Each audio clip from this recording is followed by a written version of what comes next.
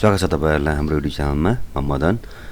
आज म तपाईहरुलाई माइक्रोसफ्ट वर्डको पेजभित्र एउटा च्याप्टरलाई अर्को च्याप्टरसँग कसरी लिंक गराउने भन्ने कुरा देखाउने छु र एउटै कलरमा टाइप गरेको टेक्स्टहरु अथवा एउटै स्टाइलमा टाइप गरेको टेक्स्टहरुलाई सबैले एकैचोटी सिलेक्सन कसरी गर्ने भन्ने कुरा पनि देखाउने छु। कृपया यो भिडियो सुरुदेखि अन्त्यसम्म अवश्य हेर्नुहोला। लाइक शेयर सब्स्क्राइब गर्न नबिर्सनु होला। तपाईलाई मैले बनाएको भिडियोहरुले काम गर्न कतिको सहज भएको छ कृपया त्यो पनि मलाई तल कमेन्ट बक्समा कमेन्ट दिन अवश्य नभुल्नु होला। आउनुहोस् सुरु गरौँ। कसरी हामीले एउटै पेजलाई लिंक गराउने र एकैचोटी एउटै क्यारेक्टर भएको वर्डलाई कसरी सिलेक्ट गर्ने भन्ने कुरा सिकौं। फर्स्टमा मैले यहाँ माइक्रोसफ्ट वर्ड खोल्छु। ब्ल्याङ्क डकुमेन्ट र इक्वल्स टु RAND ब्राकेट मैले यहाँ 19,6 गरे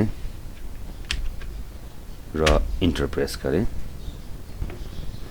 हामीसँग यहाँ 3 पेज टेक्स्ट भयो। अब यो पेजलाई मैले पहिले डिभाइड गरे। सपोज CHAPTER च्याप्टर 1 गरे र च्याप्टर 1 गरेर स्पेस दिए र अर्को गरे मैले यहाँ अर्को मैले गरे CHAPTER च्याप्टर 2 र फेरि गरे CHAPTER च्याप्टर 3। तीनटा पेज छ। मैले यसलाई च्याप्टर 1 च्याप्टर 2 र च्याप्टर 3 को रेशियोले देखाएँ। मैले यसलाई अलिकति बोल्ड गरिदिन्छु। होममा गएर बोल्ड गर्दिएँ र तल जाउँ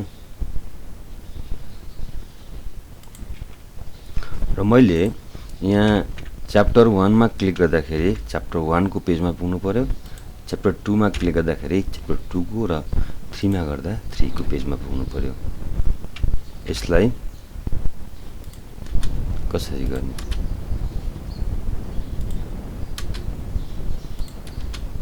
भयो र मैले यहाँ लेखेँ अर्को यसको त हेडिङ लेख्नु पर्यो अब हैन। यसलाई लेखेँ CHAPTER च्याप्टर 1 ठीक छ। म पेज नम्बर 2 मा गएर लेख्छु chapter 2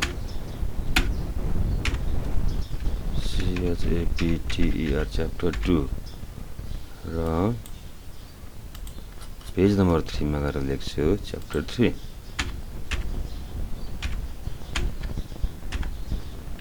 CHAPTER chapter 3।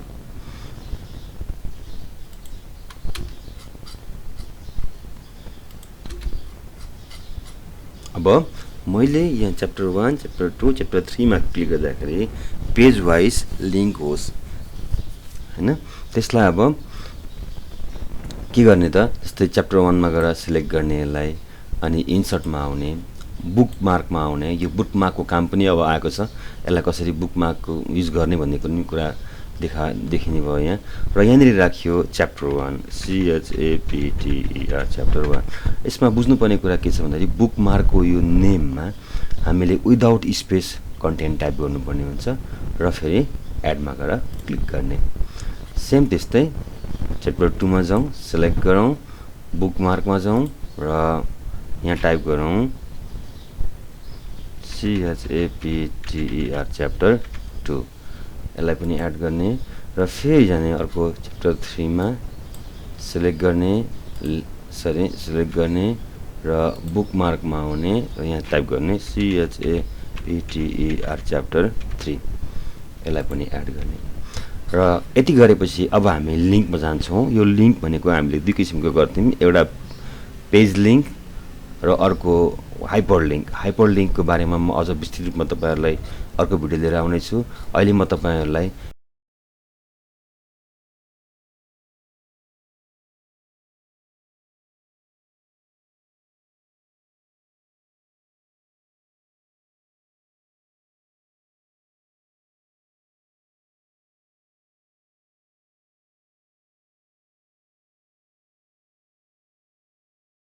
Internal link अथवा पेज टु पेज लिंक कसरी गर्ने chapter 1 link, chapter 1 okay, chapter 2 link, chapter 2 okay, chapter 3 link, chapter 3 okay।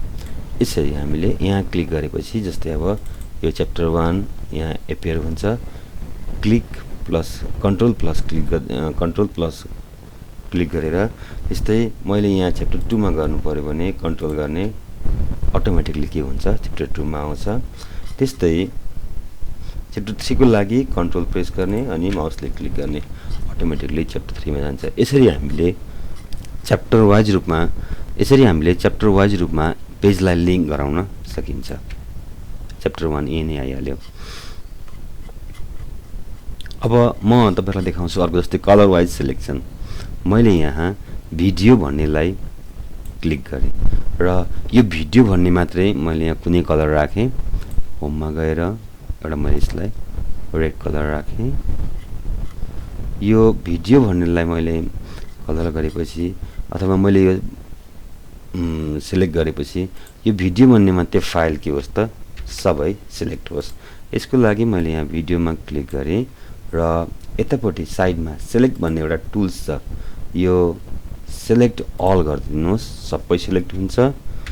यो स्याम्पलको लागि मैले तपाईलाई देखाउन खोजिरहेको छु र यही भिडियो भन्ने कन्टेन्टलाई मैले सिलेक्टमा गएर सिलेक्ट अब्जेक्ट अथवा तलको select all text with smart formatting no data यहाँ गएर क्लिक गर्नु। सबैको एउटै फर्मेटिङ छ, त्यसकारणले गर्दाखेरि यो सबै सिलेक्ट भयो। सपोज मानिलिउँ मैले यसलाई यो भिडियो भन्नेलाई मात्रै मैले फरक बनाउन खोजेँ भने यसको के हुन्छ TIME टाइम, मैले यो टाइम निरूपण गरिदिन्छु, यसलाई मैले 12 गरिदिन्छु र यही फर्मेटिङको फाइल मात्रै के हुन्छ सिलेक्ट हुन्छ। टाइम निरूपण 12 दुईटा गरौँ अहिले हामीले यहाँ।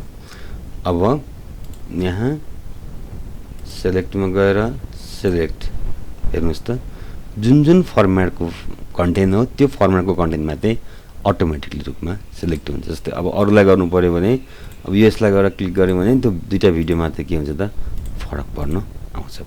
धन्यवाद छ यो भिडियो हेर्नु भएकोमा। यो भिडियोलाई लाइक शेयर सब्स्क्राइब गर्न नबिर्सनु होला। म यस्तै भिडियोहरु फेरि तपाईहरु माझमा लिएर आउने छु। यो भिडियो हेरेर तपाईलाई सहयोग पुगेको छ, तपाईलाई कतिको काम गर्नमा हौसला मिलेको छ र नयाँ कुरा सिक्नुमा हौसला मिलेको छ, कृपया तल कमेन्ट बक्समा कमेन्ट गर्न नबिर्सनु होला। भिडियोलाई लाइक शेयर सब्स्क्राइब गर्न पनि नबिर्सनु होला। धन्यवाद।